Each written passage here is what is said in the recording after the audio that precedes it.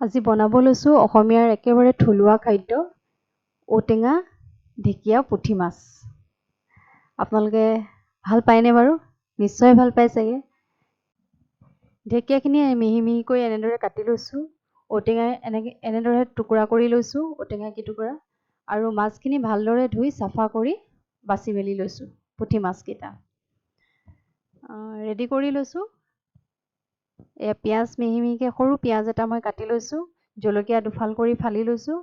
এইফালে মই কেৰাহীত গৰম হ'বৰ কাৰণে উঠাই দিছোঁ গেছত। দেখিছে ধোঁৱা ওলাই আছে পুৰা, কেৰাহী গৰম হ'ব দি দিছোঁ। কেৰাহীটো গৰম হোৱাত এতিয়া মই মিঠাতেল অকণমান দি দিছোঁ।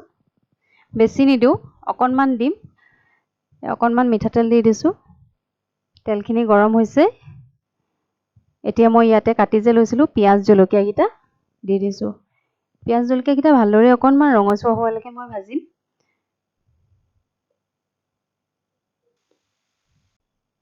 পিঁয়াজ ভজা হৈ গ'ল। এতিয়া ঢেকীয়াখিনি মই ইয়াতে দি দিছোঁ।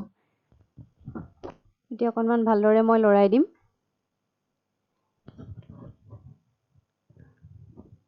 ঢেকীয়াৰ বিজলুৱাৰ ভাৱটো নাযায় তেতিয়ালৈকে অকণমান লাহে লাহে গেছটো চিমত দি লৈ পিনে মই ভাজি থাকিম।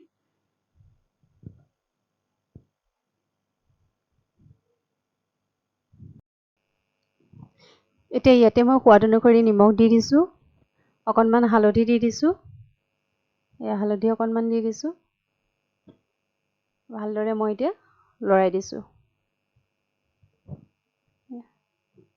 নিমখ হালধি দিয়াৰ পিছত লাহে লাহে যেতিয়া মই ভাজিম গেছটো চিমত দি লৈ, তেতিয়া ঢেকীয়াৰ পৰা এটা পানী ওলাব। নিমখ দি দিলে যিহেতু পানীটো ওলায়েই, গতিকে ঢেকীয়াৰ পৰা এটা পানী ওলাব। সেয়েহে মই ঢাকনখন দি লৈ পিনে অকণমান সময় মই আকৌ ভাজিম। অকণমান সময় ভজাৰ পিছত এতিয়া মই ঢাকনখন খুলি পিনে চাওঁ কি হৈ আছে। ঢেকীয়াৰ পৰা যিহেতু পানীটো আঁতৰিব লাগিব, কমিব লাগিব, সেয়েহে মই ঢাকন দি দি ভাজিছোঁ। ঢেকীয়াটোও তেতিয়া ধুনীয়াকৈ সিজিব আৰু পানীখিনিও শুহি যাব। গতিকে এয়া চাওকচোন, ঢেকীয়াৰ পৰা পানীটো নাইকিয়া হৈ গৈছে। গতিকে আমাৰ ঢেকীয়া ভজাটো হৈ গৈছে। এতিয়া মই ইয়াতে দি দিম কাটি যে লৈছিলোঁ ঔটেঙা কেইটুকুৰা ইয়াতে দি দিছোঁ।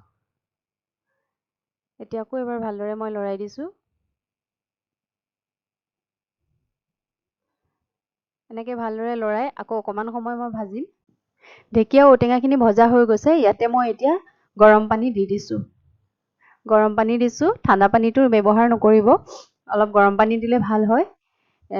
দেখিছেনে কেনেদৰে উতলিছে গৰম পানী দিয়াৰ লগে লগে বকবককৈ। এতিয়া মই এনেদৰে অকণমান উতলাম। ঢাকন নিদিওঁ, ঢাকন নিদিয়াকৈ এনেদৰে অলপ সময় উতলিব দিম। ইমান ধুনীয়াকৈ উতলি আছে, একদম আঞ্জাখন বগা হৈ গৈছেগৈ।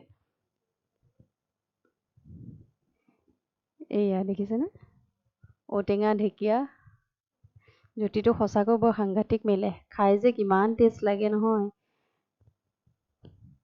আপোনালোকে এনেদৰে খায়নে বাৰু? জনাবচোন। উতলি থাকোঁতে ইয়াতে দেখিছেনে মই মাছখিনি ভাজি লোৱা নাই, কেঁচা মাছ মই দি দিছোঁ। কেঁচা মাছখিনি ইয়াতে দি এতিয়া ভালদৰে লৰাই আকৌ মই ঢাকনখন লগাই দিম। চাওকচোন, মাছখিনি ভাজিও ল'ব পাৰে, কিন্তু কেঁচা মাছ দিলে সোৱাদটো অলপ বেলেগ হয়। গতিকে মই কেঁচা মাছ দি পিনে বনাইছোঁ, মাছখিনি ভাজি লোৱা নাই। এতিয়া মই ঢাকনখন দি দিছোঁ অকণমান সময়, উতলক ভালদৰে, কাৰণ মাছৰ কেঁচাৰ গোন্ধটো যাব লাগিব যিহেতু। ঔটেঙা ঢেকীয়াৰ লগত পুঠি মাছৰ জুতিটো মিলিব লাগিব সোৱাদ অনুসৰিও।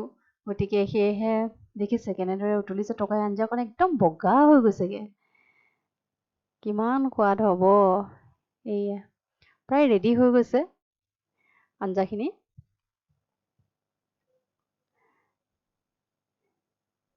ৰেডি হৈ গ'ল আমাৰ আঞ্জা। এয়া ঔটেঙা ঢেকীয়া পুঠি মাছৰ জোল।